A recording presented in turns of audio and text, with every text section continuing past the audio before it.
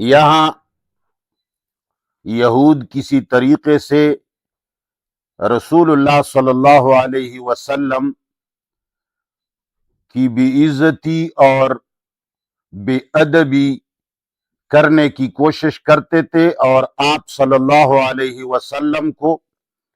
صحابہ کرام اور مسلمانوں کے نظروں سے گرانے کی کوشش کرتے تھے۔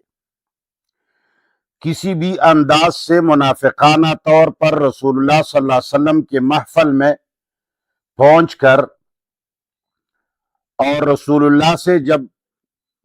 سوالات کرتے اور باز پرس کرتے تو یہ تأثر دینے کی کوشش کرتے تھے کہ ہم دین سیکھ رہے ہیں، اور جب رسول اللہ صلی اللہ علیہ وسلم ایک آدمی کو جواب دے کر دوسری طرف متوجہ ہو جاتا تھا تو پھر یہ یہودی لوگ اور منافق اور مسلمان سب ان کو اپنی طرف متوجہ کرنے کے لیے راعنا کا لفظ استعمال کرتے تھے کہ اے اللہ کے رسول ہماری رعایت رکھیے۔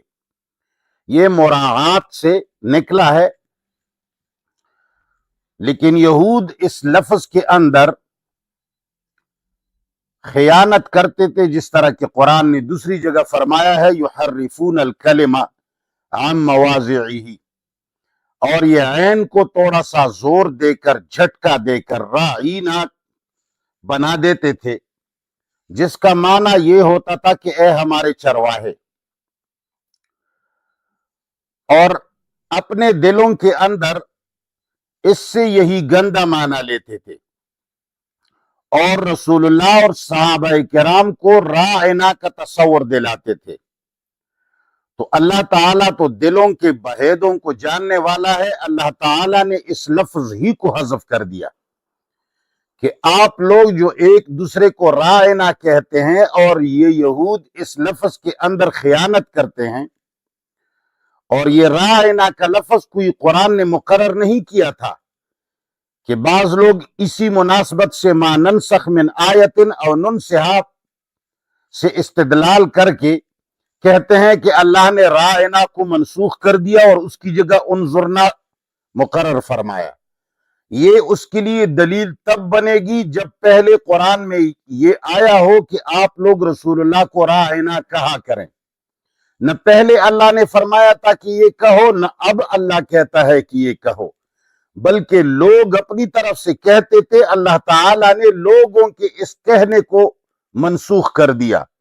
اللہ نے اپنی کسی حکم کو نہ منسوخ کیا، اور نہ ہی اللہ تعالیٰ کوئی ایسے کمزور علم والا ہے جو کسی چیز کو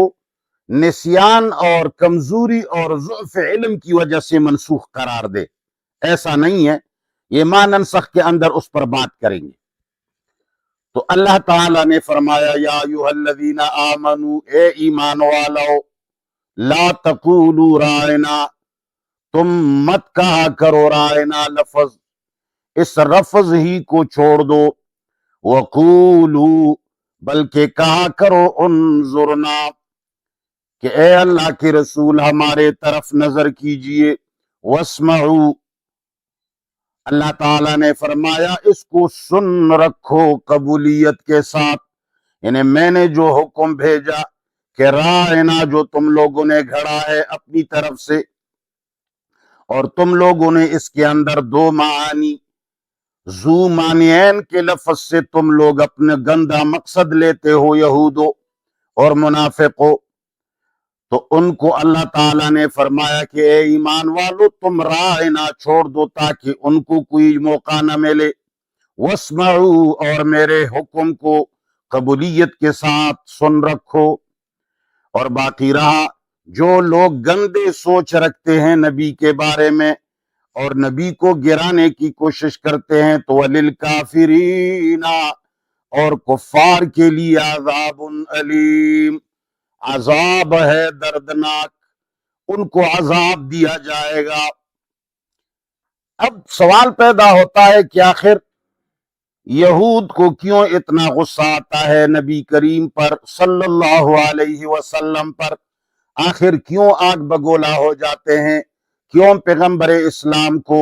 नीचा दिखाने की कोशिश करते हैं। 100% मुसलमानों के सामने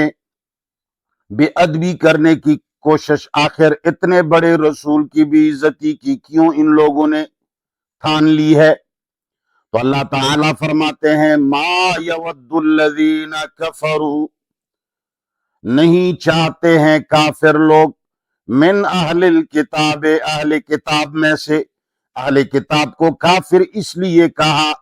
कि अहले किताब को हुक्म था कि जब दूसरा नबी, आखिरी नबी आएगा